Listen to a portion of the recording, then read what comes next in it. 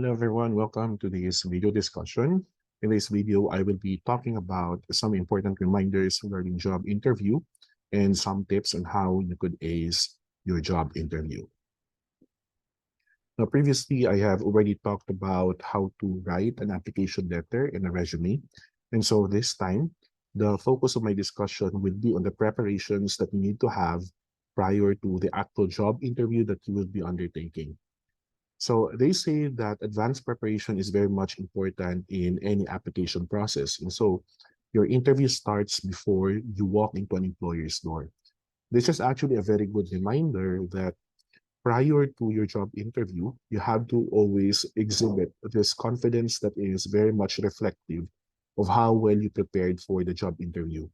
This means that prior to the interview and at the moment that you will enter the room where the interview will be held, it's very important that you also show them that you are very much prepared by having the proper posture and the confidence that is exhibited through your walk or your stance, at the same time, the manner you answer the questions. So in the next few slides, I will be sharing with you some steps that you can undertake in order for you to become prepared in a job interview. First one, it's very important that you understand yourself. So here, you need to take an inventory of your attributes. Who are you as an applicant? Secondly, you have to take a look of your credentials. So it's time for you to review whatever you have indicated in your resume. So for example, your education, your experience, either paid or unpaid, your accomplishments and your achievements, your skills and competencies, your community service or the volunteer works that you have been doing, the clubs and organizations or your affiliations, the extracurricular activities, your work ethics, and lastly, your values. So when you understand yourself in terms of these aspects, it will be easier for you to talk about the strengths and weaknesses that you have. At the same time, to explain who you are as a potential employee of the company. So, for example, your work ethics and your values are very much needed to be elaborated, most especially during the interview, because this will also show not only your competencies, but also the value systems that you possess as far as work is concerned. Now, the second step is very important as well because this is where you create your personal profile. So as mentioned, it's important that you create a resume that is professional, and then you have to look for ways to put a positive spin on your career history. So many employers do not want to hear, stories that will focus more on how, for example, your past narratives or past histories would contribute negatively or positively to the current success of the job that you're applying for. So it's important to put a positive spin on your career history. It's also necessary for you to create a powerful, competent, and experienced image by using action words to describe yourself and your accomplishments. So for example, when you are asked, what can you contribute to the company? So some would simply answer, I want to contribute something to the company by sharing my ideas. This is actually an abstract answer. So you can concretize it by mentioning what specific contributions you can provide to a company for the growth and the development of the organization or its employees. So in creating your personal profile, it's also a must that you give yourself all the credit you deserve, most especially the hard-earned accomplishments and milestones that you have reflected on your resume. Be totally honest, but of course, don't shortchange yourself by underestimating or minimizing your accomplishments. So do not mention during the interview that even if you have lots of things to learn yet, but it does not mean that you are less competent compared to the other applicants. So you really have to showcase that you're confident about your skills and the competencies that you possess. And of course, you have to have a professional critique of your resume. Third step has something to do with knowing the position. Of course, you don't apply for a position wherein, in the first place, you have no idea what the functions are. So you have to make sure that you and the position are a match. So don't apply for a job or a position in which there is no match or coherence as to, for example, the competencies that you have, the skills that you possess, or the degree that you have obtained. So make sure that there's a match in everything so that you will not find it difficult as well to assess yourself whether or not you are capable of handling the job description. So you have to know the duties of the position, the compensation range. So in some hiring notices, you would find there sometimes the salary grade if you're applying for a job position in a government organization, or sometimes other companies would explicitly state there the compensation or salary. And then location, no, because you don't want to apply for a job and then you are actually expecting that, for example, it will be in Davao City, and then later on during the interview, you will be informed that it's actually in Tagum. So you don't want to experience some challenges as well with the location or the distance, no, from your home going to work. And then, of course, the work schedules, you have to be familiar of this. You have to know as to what specific time you will be on duty once you are hired in the company. Other benefits should also be known. No, apart from the fringe benefits, you also need to know other offers or perks for the position that is offered to you. The fourth step is knowing the organization. Of course, it's important to not only know the position you're applying for, but also to be fully knowledgeable of the organization where you plan to work. So you have to know the complete organization's name, whether the organization is private or public. You have to also know what products or services, because you don't want to be working or ending up in a company that offers, illegal products or services, and you don't want to be engaged in these activities at all. And then you have to know the team management team. So for example, on your way to the job interview, you don't know that you are already facing the CEO or the supervisor of the company. So it's good that you have at least an idea of who the key persons are in the company. So where to find these pieces of information? Now you can check the organization's website. You can also do some research using search engines like Google. And then you may also inform yourselves of the different job notices posted on your the bulletin boards of the college placement office. And then networking, the friends, no, or the connections that you have, library and newspaper archives as well. Now, the fifth step is primarily on giving you tips on what you should do during the actual interview. So on the day of your interview, you need to be knowledgeable as to the place, no, exact location of the interview. This way, you will not be late going to the said site. So you have to map your route to the interview site so you will not be late. Secondly, you need to wear an appropriate business attire. This is a must. But do not overdress as well, no, to the point that you're dressed better to what the hiring officer is actually wearing. So you have to wear something, maybe a business attire or smart casual attire will do. But again, avoid other attires, no, that will be reflective of you being unprepared for the job interview. And then you have to refer to your achievements often before your interview date. So this time you'll have to review whatever you have stated in your resume. And then you have to know your answers to probable questions before you walk in the door. So you have to evaluate yourself in terms of your ability to answer questions. It's also important to, of course, practice prior to the actual job interview. And in this case, you might want to tap someone who can help you or critique you based on your ability to answer the questions. So if you have access to a video recorder, this is also another option. You can record yourself and tape yourself, no, actually doing a mock interview so that you can also observe your nonverbal communication. So for example, the mannerisms, the facial expressions, the hand gestures, these are all integral parts of the responses. And then the image you project and how you present yourself would be either a deal maker or a deal breaker. So you have to be aware of how you carry yourself during the interview and how you address the questions that will be thrown to you. Think about questions you need to ask. It's better to write them down to jog your memory. Do this prior to the interview so that at least you will have some ideas of what possible questions will be asked.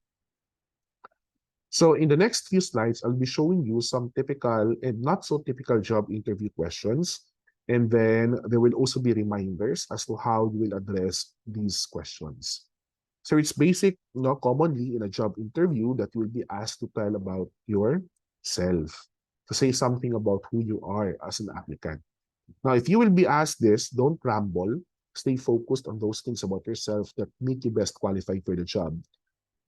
Most importantly, do not repeat whatever is stated in your resume. So, for example, you tell yourself by starting with your name, the contact details or the address, and then enumerating the rest of whatever is in your resume. That's a big no-no. So it's ideal that what you share during this part of the interview is the highlight of who you are as an applicant, something that cannot be found in your resume. This way, you're making the interviewer aware of who you are really as a person and what else can you offer to the company. And then what if you'll be asked, what are your strengths? So here you have to know what they are before you get to the interview. So it's better that you make a list of your strengths and identify which one really are the most important ones or helpful to the job that you are applying for. There will also be instances that you'll be asked of your weaknesses. So here you need to be careful. What you can say, what you say can and will be held against you. So do not focus more on your weaknesses, although you need to be honest in responding to this question, but do not give so much weight on the weaknesses instead of the strengths because this may be taken against you as an applicant.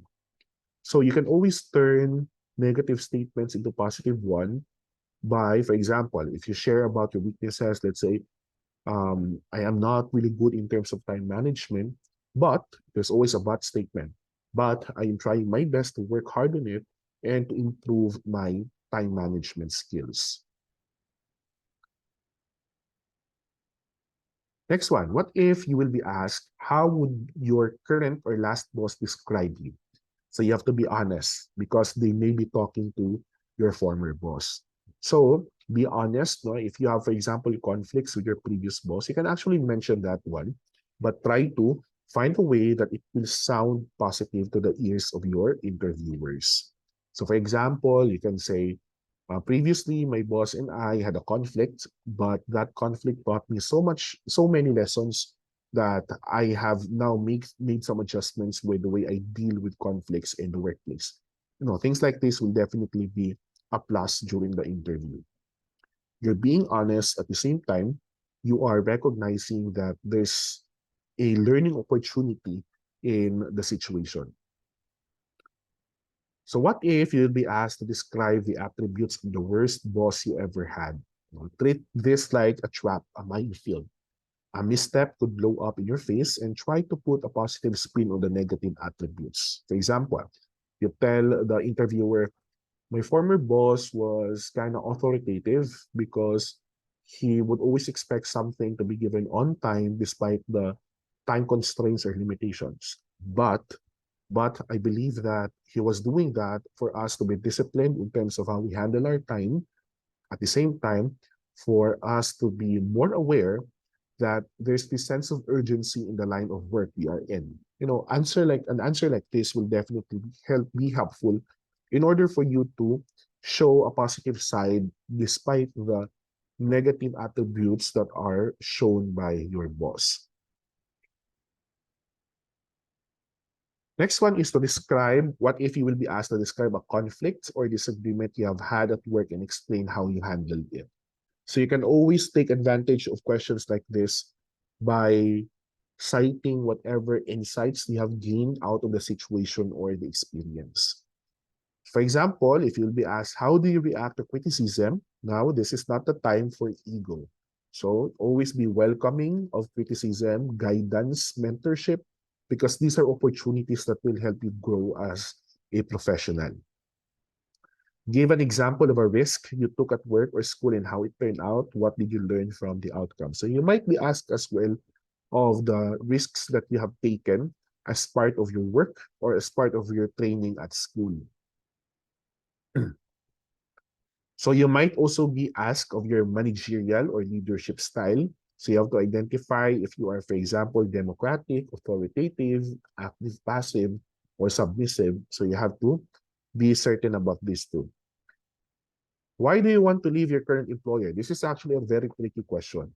But whenever you are asked a question like this during the interview, try not to tarnish the reputation of your current or former employer or the company or organization. This way, the present employer doing the job interview for you can see that you are being appreciative of the opportunity given to you to work in that organization in a period.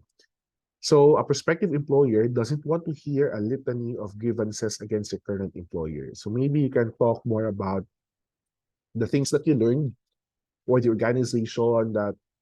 things that the organization has taught you. So maybe things like this should be the highlight of your response. What was your most important contribution to your last or current employer? So maybe you can talk about the ideas, the friendship, the network, the relationships that you have offered, to your colleagues. These are also very important in the workplace and maybe highlighted in your response to this question. What accomplishment in your life are you most proud? So you can talk about one highlight in your life that will serve like a learning experience. At the same time, you can connect your insights or your learning to the value systems that you need to possess being in the company you are applying for. Would you hire you for this job? This is also a very tricky question, but don't sound like you are an arrogant or you are being overconfident of your skills. Try to observe still this humility or being low profile in terms of how you respond to questions that has high regard of your competencies or skills as a professional. Why should we hire you over other finalists for this position? Now, in this case, you have no idea of the credentials of other applicants. So it would be best if you focus on your own credentials. What motivates you? How do you motivate others to achieve your personal best? So questions on motivation will most likely arise as well in a job interview. So in summary, you have to know yourself and what you have to offer to the company. It's important that you and the position are a match so that there will be no challenges in terms of understanding the expectations, at the same time, the functions of the position that may be given to you. Third, you know the organization's history and the benefits you would bring to it because your knowledge of the organization will show that you are really interested in working in that workplace or organization. You have prepared a professional resume. You need to have practices as well prior to the actual interview. You have selected appropriate attire. You know answers to probable questions, including behavioral-based questions. So you need to prepare and list all possible questions and provide answers. And then you've practiced your smile. Of course, even if you are very nervous during the job interview, wearing your best smile can also be a plus factor. It's also important to establish eye contact during the job interview. You've made it to the interview site on time, so you have to know where the location is or how to go to the said location. And lastly, you have to internalize that the organization couldn't live without you. All the more that you have reasons to really convince the hiring organization or company to really choose you for the position. And if you are already set or if you are already ready, then I would say you are hired. So just follow all these tips and reminders so that you will really become improved in terms of the ability in answering job interview questions. Thank you very much. And that's all for this discussion.